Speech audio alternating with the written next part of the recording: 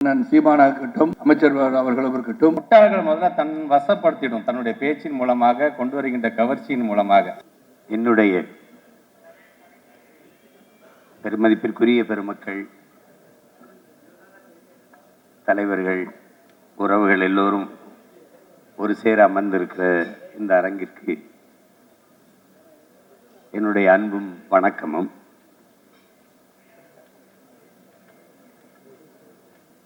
ஊடகம் என்பது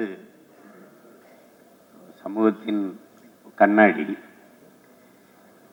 தெரியும், இன்னைக்கு ஊடகங்கள் பெரும்பாலும்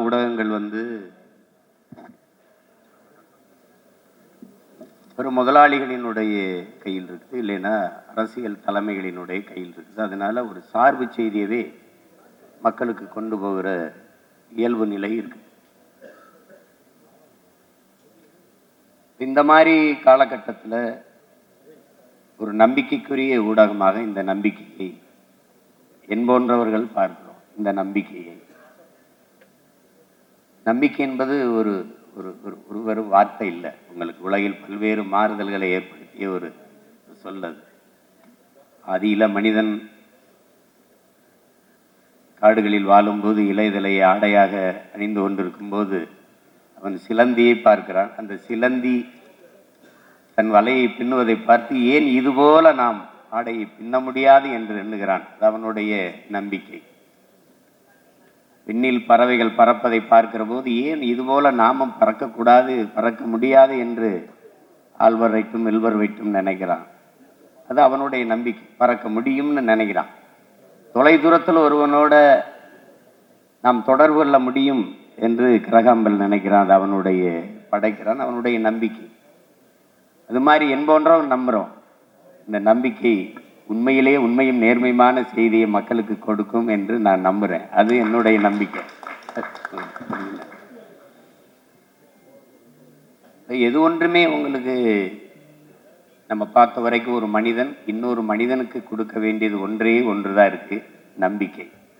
ஒரு மனிதன் இன்னொரு மனிதனின் முதுகுக்கு பின்னாடி செய்ய வேண்டியது ஒன்றே ஒன்றுதான், தட்டி கொடுக்கறது. அதுதான் நம்ம செய்யறதில்ல. எல்லாம் தள்ளி விடுறதெல்லாம் இருக்கும், தட்டி கொடுக்கறதுல இல்லை. இங்கே பேசியவர்கள் சொன்னாங்க, இது மலேசியா, அப்போ சிங்கப்பூர், இந்தியா, இப்படி பல நாடுகளில் கிளை பரப்புதுன்னு. கிளை பரப்பக்கூடாது, வேர் பரப்பணும். அதுதான் முக்கியம். இங்கே வேர் பரப்புனா தான் கிளை பரப்ப முடியும். அப்படி ஆழமான வேர் பரப்பு தான் நான் பார்க்குறேன். பெருமதிப்பிற்குரிய பெருமகன் சரவணன் அவர்கள் பேசினதை நம்ம பார்த்தோம். அது மலேசியாவில் எவ்வளவு சிறப்புற இந்த இணையம் இயங்குது, இணையதளம், இந்த ஊடகம் இயங்குதுன்னுங்கிறத அவங்க சொன்னாங்க, பதிவு பண்ணாங்க. அப்போ நானும் இதை பலமுறை வாச்சிருக்கேன். இங்கே இருக்கிற சாகுல் அவர்கள் எனக்கு மிகவும் நெருக்கமான உறவு. அதுபோல் இந்த நிகழ்வுக்கு வரணும்னோடனே எந்த மறுப்பும் இல்லை. அதுக்கு மேலே எல்லாத்துக்கும் மேலே எங்கள் அண்ணன் நீங்கள் வாங்கினாங்க, அதுக்கு பேச்சே கிடையாது. அது இந்த இவ்வளோ பேர் நிறைந்திருக்கிற இந்த நிகழ்வில் பங்கேற்றதில் எனக்கு பெருமையும் மகிழ்வும் அதில் இருக்குது. எடுத்த உடனே எங்களுடைய நோக்கம் அப்படின்னு இருக்குது. உண்மையும் நேர்மையுமாக நல்ல செய்திகளை, கலை, இலக்கியம், அது சார்ந்த சிறந்த கட்டுரைகள், படைப்புகள், கவிதைகள், ஆக்கப்பூர்வமான செய்திகள் எல்லாம் கொண்டு போய் சேர்ப்போம்னு சொல்லுது. அதை செய்தாலே போதும். அதை செய்வதற்குத்தான் இங்கு ஊடகங்கள் இல்லை. அதை செய்யும் என்பது நம்பிக்கை. அது எங்கள் எல்லோருடைய நம்பிக்கை. அப்படிப்பட்ட இந்த காலகட்டத்தில், இன்னைக்கு இப்போ தேர்தல் வருகிற காலகட்டத்தில், உண்மையும் நேர்மையுமாக நம்முடைய நம்பிக்கை ஊடகம் மக்களுக்கு சரியான செய்திகளை கொண்டு போய் சேர்க்கும் என்பதில் நான் அசைக்க முடியாத நம்பிக்கை வச்சிருக்கேன். காரணம், என்னுடைய சாகுல் மேலே நான் வச்சிருக்கிற நம்பிக்கை. இந்த நம்பிக்கை வெற்றி பெற்று நம் எல்லோருடைய நம்பிக்கையும் பெற வேண்டும். உலகெங்கும் பரவி வாழக்கூடிய தமிழர்களின் நம்பிக்கையை பெற வேண்டும் என்று உள்ளன்பு கொண்டு வாழ்த்துகிறேன். உங்கள் எல்லோருக்கும் என்னுடைய அன்பும் வணக்கமும். நன்றி. தத்தோ இக்பால் அவர்களுக்கும் தத்தோ ஷாகுல் அவர்களுக்கும் குறிப்பாக இந்த நம்பிக்கை குளோபல் லான்ச் நீங்கள் அதிகம் தேவைப்படுகின்ற விதமாக இந்த நம்பிக்கை, தமிழில் சொன்னால் நம்பிக்கையை விதைக்கக்கூடிய ஒரு நாளாக இந்த நாள் இருக்கின்றது. போராட்டமே யார் நம்பிக்கை யார் பெறுவதில் தான் இருக்கிறது. அது நம்முடைய செயல்பாடு, அது ஒவ்வொரு முறையும் அதை நிரூபித்துக் கொண்டிருக்கிறது என்பதை நாம் கண்கூடாக பார்க்கிறோம். இந்த நிகழ்வில் இந்த கட்சி அந்த கட்சி அப்படின்லாம் இல்லாமல், இந்த ஃபீல்டு அந்த ஃபீல்டெல்லாம் இல்லாமல் எல்லா ஆளுமைகளும் தேசிய தலைவர் பேராசிரியர் ஐயாவிலிருந்து வருகை தந்திருக்கின்ற உரையாற்றிருக்கின்ற அண்ணனிலிருந்து எல்லா பெரிய ஆளுமைகளும் இங்கே நம்ம எங்களுடைய சக சட்டமன்ற உறுப்பினர் சகோதரரும் இங்கே வந்திருக்காங்க. எங்கள் கூட சட்டமன்ற உறுப்பினர் இருந்தவங்க எல்லாம் ரொம்ப சந்தோஷமான ஒரு நிகழ்வு. ஸோ இது இங்கே பேசியவர்கள்லாம் சொன்னது போல் ஊடகம் அப்படிங்கிறது நம்முடைய எண்ணத்தை எப்படி கொண்டு போக போகுது. குறிப்பாக நீங்கள் சோஷியல் மீடியா அப்படின்னு வரும்போது பார்த்துட்டிங்கன்னா யதார்த்த தன்மையை நாம் இழக்கக்கூடிய ஒரு சூழலை அது உருவாக்கிடுச்சு. எதுக்கு நம்ம சிரிக்கிறோம், எதுக்கு நம்ம அழுகிறோம், அது அவங்களுடைய கற்பனைக்கு அது எப்படி அவங்க கொண்டு போய் அது மூலமாக அரசியல் செய்கிறார்கள் அப்படின்னா மனிதனுடைய அந்த ஒரிஜினாலிட்டி அப்படியே பார்த்தீங்கன்னா ஒரு கேள்விக்குறியாயிடுச்சு. உள்ளபடி என்ன எண்ணத்தில் அவர் சொல்கிறாரு அப்படிங்கிறது. ஸோ அந்த நம்பிக்கையை பெறக்கூடியவர்களாக நாம் இருக்க வேண்டும் என்று சொன்னால் களத்தில் நாம் எப்படி உழைக்கிறோம், அவன் இன்டென்ஷன் எப்படி இருக்குது அப்படிங்கிறத வந்து வெளிப்படுத்தக்கூடிய ஒரு மிகப்பெரிய ஒரு கருவி ஊடகம். இந்த நம்பிக்கை அப்படிங்கிற இந்த சேனலை நான் மலேசியா நாட்டிற்கு அரசு பள்ளி மாணவ செல்வங்களை நான் கல்வி சுற்றுலாக்கு அழைத்து செல்லும் பொழுது அவங்க கேட்டாங்க, ஒரு 1/2 மணி நேரம் எங்களுக்காக நீங்கள் டைம் கொடுங்க, மலேசியா மக்களோட நீங்கள் உரையாற்றிட வேண்டும் என்று சொன்னபொழுது உடனடியாக நான் ஒப்புக்கொண்டு அங்கே நான் உரையாற்றினேன். அப்போ வந்து ஷாகுல் சொன்னாங்க, இது இங்கே மட்டும் இல்லை, இது தொடர்ந்து இது பல நாடுகளையும் நாங்கள் இதை கொண்டு செல்கின்ற அந்த பணியில் நாங்கள் ஈடுபட போகிறோம் அப்படின்னு சொன்ன பொழுது நல்ல விஷயம், சீக்கிரம் பண்ணுங்கன்னா இன்னைக்கு அதுக்கான ஒரு நாளாக இந்த நாள் அமைந்திருக்கிறது என்று தான் நான் பார்க்கின்றேன். தொடர்ந்து இங்கே பேசிய நம்முடைய அண்ணன் சீமானன் சொன்னது போல உள்ளதை உள்ளபடி சொல்லுங்க, மற்றபடி மக்கள் அதை அவங்க நாங்கள் அசஸ் பண்ணட்டும். இப்போ நம்ம பல விஷயங்கள் பேசும்பொழுது அரசியல் ரீதியாக பேசும்பொழுது ஒவ்வொருத்தரும் பார்த்தீங்கன்னா இப்போ இந்த ஃபாசிசம் அப்படிங்கிற ஒரு வார்த்தையை பயன்படுத்துகிறாங்க. இந்த ஃபாசிசம் இஸ் நத்திங் பட் அது என்ன பண்ணும் அப்படின்னு ரசல் பெட்ரான் சொல்கிறார் அப்படின்னா, first it will fascinate the fools and then muscle the intelligence என்று சொல்கிறார். ஸோ ஊடகம் அப்படிங்கிறது பார்த்தீங்கன்னா முட்டாள்கள் முதல்ல தன் வசப்படுத்திடும், தன்னுடைய பேச்சின் மூலமாக கொண்டு வருகின்ற கவர்ச்சியின் மூலமாக கொண்டு வந்ததுக்கு அப்புறமேட்டு புத்திசாலிகளை வாயடைக்க வச்சிருவாங்க. ஸோ அப்படி இருந்து விடாமல் மக்கள்கிட்ட சொல்ல வேண்டியதை சொல்லுங்க. நீங்கள் தவறுக்கு யாராக இருந்தாலும் எல்லாருமே சரியான பாதையில் போகிறாங்கன்னு சொல்ல முடியாது. தவறுகள் சில நேரத்தில் எங்கள் ஆங்கிளில் நாங்கள் செய்வது சரியாக இருக்குன்னு, அதை பல நேரத்தில் நீங்கள் இல்லை நீங்கள் போகிறது தவறான பாதை, இது இப்படி நீங்கள் மாற்றிக்கொண்டால் சரியாக இருக்குன்னு சொல்லும்பொழுது அதை திருத்தி கொள்ள வேண்டியதுதான் ஒரு மனிதனுடைய பண்பாக இருக்க வேண்டும் என்று நாங்கள் நினைக்கிறோம். ஸோ அப்படி செய்யும்பொழுது அதற்கான நம்பிக்கையான அந்த அளவீடுங்கிறது எங்கே வந்து நிற்குதுன்னா 5 வருஷம் கழித்து தேர்தல் அப்படின்னு ஒன்று வரும்பொழுது அங்கே நிற்குது. ஸோ அன்றைக்கும் நாங்கள் அந்த நம்பிக்கையை நாங்கள் பெறுகிறோமா அப்படிங்கிறது தான் இருக்குது. இது யாரை கையை பிடிச்சி இழுத்து எங்கள் பக்கம் வாங்கலாம் சொல்ல முடியாது. ஒவ்வொருவருக்கும் ஒவ்வொரு விதமான ஆங்கிள் இருக்குது கண்டிப்பாக. ஸோ அந்த நம்பிக்கை பெறக்கூடியவர்களாக நாம் அனைவருமே இருப்போம். அதிகப்படியான நம்பிக்கை யாருக்கு வழங்கிட வேண்டும் என்பதை மக்கள் முடிவு செய்வார்கள் என்று சொல்லி வருகை தந்திருக்கின்ற அனைத்து ஆளுமைகளோடு சேர்த்து நானும் இந்த நம்பிக்கை சேனலுக்கு என்னுடைய வாழ்த்துக்களை நான் சார்ந்திருக்கின்ற இயக்கத்தின் மூலமாக நான் தெரிவிக்க கடமைப்பட்டிருக்கின்றேன். தொடர்ந்து பயணிப்போம். உங்களுக்கு எந்த ஒரு உதவியாக இருந்தாலும் செய்வதற்கு இந்த அரங்கத்தில் இருக்கின்ற ஒவ்வொரு ஆளுமைகளும் நாங்கள் காத்து கொண்டிருக்கின்றோம். ஏன்னா ஒரு தமிழனாக அங்கே மட்டும் நீங்கள் கோல் வச்சுன்னா பத்தாது, இது உலகம் முழுவதும் நீங்கள் சென்றடைய வேண்டும். அதற்கு உறுதுணையாக என்றைக்குமே நாங்களும் இருப்போம் என்று சொல்லி உங்களுக்கு இந்த நேரத்தில் எங்களுடைய வாழ்த்துக்களை தெரிவித்து இந்த உரையை நிறைவு செய்கிறேன். நன்றி, வணக்கம். நம்பிக்கை மலேசியாவில் தொடங்கி இன்று சென்னை நோக்கி அனைவரின் நம்பிக்கையை பெற வந்திருக்கும் இந்த குழுமத்தின் நிறுவனர் அன்பு அண்ணன் இக்பால் அவர்களே, அறிவுரை வழங்கி ஸ்பெஷல் அட்வைசராக இருக்கின்ற இனிய சகோதரர் சாகுல் அவர்களே, இவ்வருகிற அமைச்சு பெருமக்களே, பல்வேறு கட்சிகளை சார்ந்த தலைவர் பெருமக்களே, எனக்கு முன் பேசிய அமைச்சர் அன்பில் மகேஷ் அவர்களே, சீமான் அவர்களே, டாக்டர் சரவணன் அவர்களே, பேச இருக்கின்ற தலைவர் பெருமக்களை உங்கள் அனைவருக்கும் ஊடக, பத்திரிகை, புகைப்பட மற்றும் செல்போன் பிரியர்களே, உங்கள் அனைவருக்கும் அன்பு கலந்த மாலை வணக்கத்தை தெரிவித்துக் கொள்கின்றேன். நான் செல்போன் பிரியர் என்று சொல்லிவிட்டால் இந்த செய்தி, நான் பேசுகின்ற செய்தி மற்றவர்களை விட மிக வேகமாக சென்றடையும் என்ற நம்பிக்கை எனக்கு இருக்கிறது.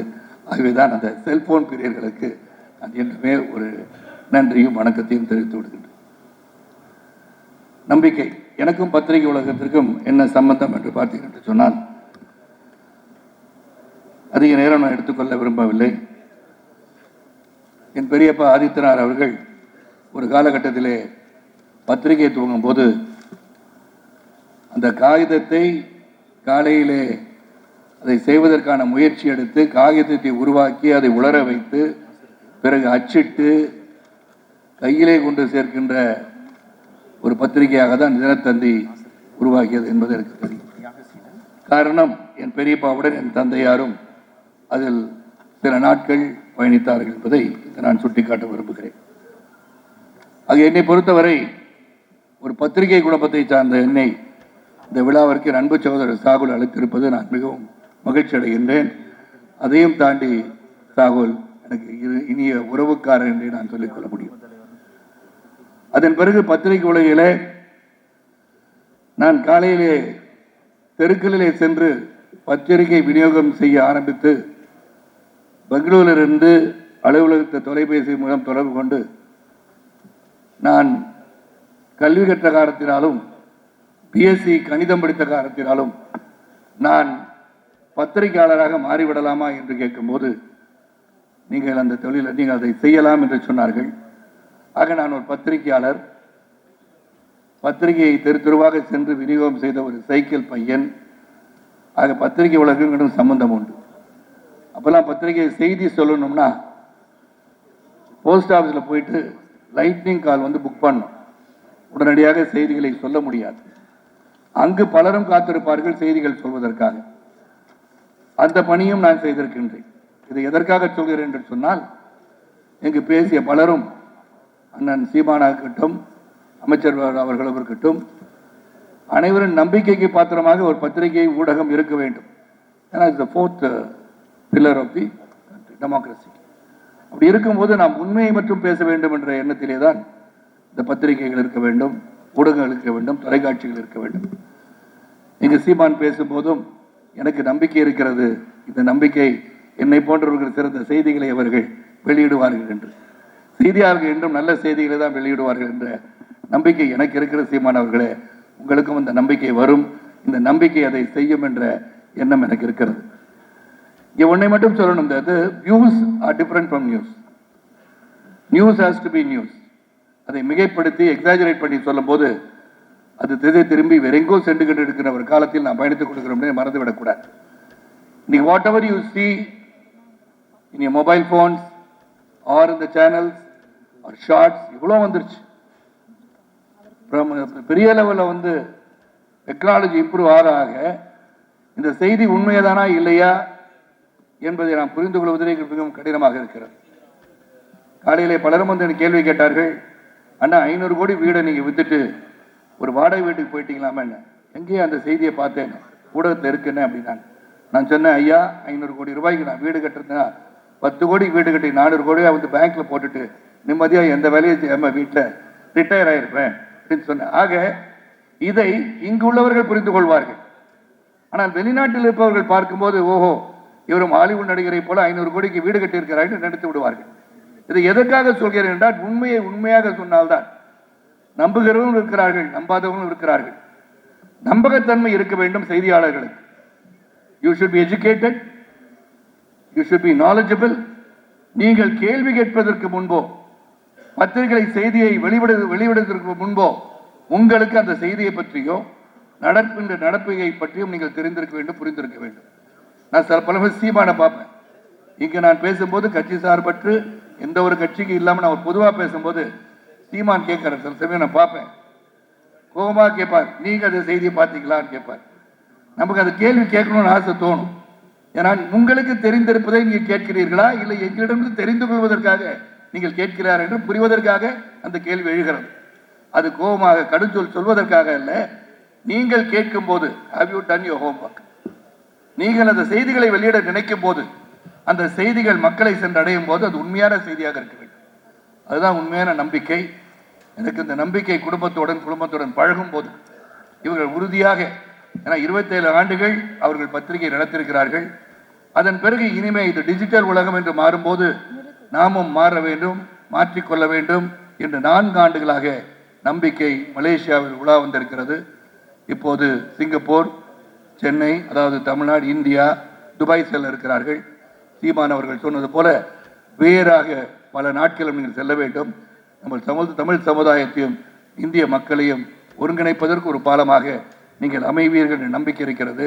ஆக நீங்கள் ஆரம்பித்திருக்க நேரம் தேர்தல் காலம். நல்ல அட்வைசர் சாகுல் அவர்கள் உன்னிப்பாக அனைவருடன் பேசி எப்போ இந்த நம்பிக்கையை நாம் தமிழகத்துக்கு எடுத்துச் செல்ல வேண்டும் என்று சிறந்த ஒரு அறிவுரை கொடுத்து, தேர்தல் களத்திலே பல செய்திகள் இருக்கும், உண்மைகளும் இருக்கும், பொய்களும் இருக்கும், எதை சிறப்பாக போட வேண்டும் என்பதை அதை சிறப்பாக செய்ய வேண்டும் என்ற உறுதியோடு அவங்கள்ட்ட பேசும்போது தெரியுது. இந்த குடும்பத்தில் நான் பழகியிருக்கேன், எதையும் உண்மையாக பேசுவது மட்டும்தான் அவளுக்கு தெரிகிறது என்பது நிச்சயமாக உங்கள் மத்தியிலே நான் பகிர்ந்து கொள்ள ஆசைப்படுகிறேன். அது நிச்சயமாக நம்பிக்கை மீது நம்பிக்கை வையுங்கள். பல ஊடகங்கள் இருக்கீங்க, எல்லாரும் நல்ல செய்திகள் தான் போடுறீங்க, அதற்கான முயற்சிகள் செய்தீங்க. எதையும் மிகைப்படுத்தாமல் உண்மையை உண்மையாக சொல்லும் போது மட்டும்தான் நான் உண்மையாத பத்திரிகையாளராக 4வது தூணாக திளைக்க முடியும் என்று சொல்லி, இந்த நம்பிக்கை பல நாடுகளுக்கு செல்ல வேண்டும், பலரிடம் நம்பிக்கை பெற வேண்டும் என்று சொல்லி, வாழ்க உங்கள் பத்திரிகை ஊடகங்கள். இந்த ஊடகங்கள் மட்டுமல்ல, நீங்கள் சரியான கருத்துக்களை, ஆழமான கருத்துக்களை, நல்லவைகளை எடுத்துச் சொல்லுங்கள். நிச்சயமாக நீங்கள் வெற்றி பெறுவீர்கள் என்று சொல்லி வருகை தந்த அனைவருக்கும் சாகுல் குடும்பத்தின் சார்பாக மீண்டும் ஒருமுறை நன்றியை கூறி வணக்கம் கூறி விடைபெறுகின்றேன். நன்றி, வணக்கம்.